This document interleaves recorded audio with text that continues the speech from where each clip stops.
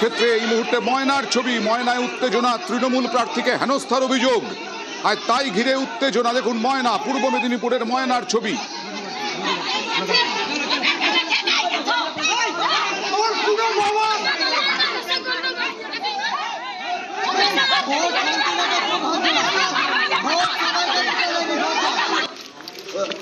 চন্দন মণ্ডলকে লক্ষ্য করে চোর চোর স্লোগান ওঠে। বিজেপি কর্মীদের দাবি শান্তিপূর্ণভাবেই ভোট হচ্ছিল। চন্দন মণ্ডল সেখানে সাধারণ মানুষদের প্রভাবিত করছিলেন।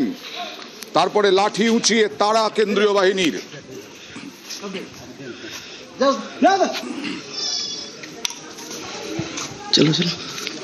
কথা বলবো প্রতিনিধি সুজিতের সঙ্গে। সুজিত, কি হয়েছে, কেন হঠাৎ করে উত্তেজনা? যদিও ময়না গত কয়েকদিন ধরেই যথেষ্ট উত্তপ্ত ছিল।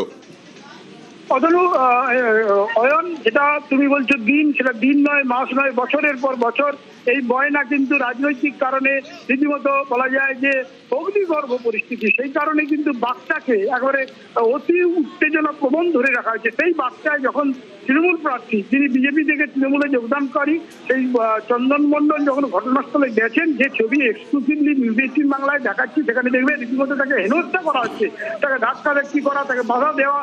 বাগচা অর্থাৎ ময়নার বাগচা মানেই কিন্তু উত্তেজনা প্রবণ এলাকা, এবং সেখানেই ভারতীয় পুলিশ নিরাপত্তা কেন্দ্রীয় বাহিনী রয়েছে। তার মধ্যেই কিন্তু আজ ভোট যখন চলাকালীন একজন প্রার্থী যেতেই পারে, সেখানে যখন তিনি গেলেন, সঙ্গে সঙ্গে তার উপর রেড়ে করে চেড়ে এলেন স্থানীয় বাসিন্দা বলা হচ্ছে, কিন্তু আসলে বিজেপির কর্মী সমর্থকদেরই একাংশকে দেখা যাচ্ছে, তারাই কিন্তু এই কাণ্ডটি ঘটাচ্ছেন। এবং সেখানে তাকে রীতিমতো হেনস্থা করা হয়, বাধা দেওয়া হয় প্রচারে, তাকে ঠেলাঠেলি করা এবং ধাক্কাধাক্কি করা হয়েছে।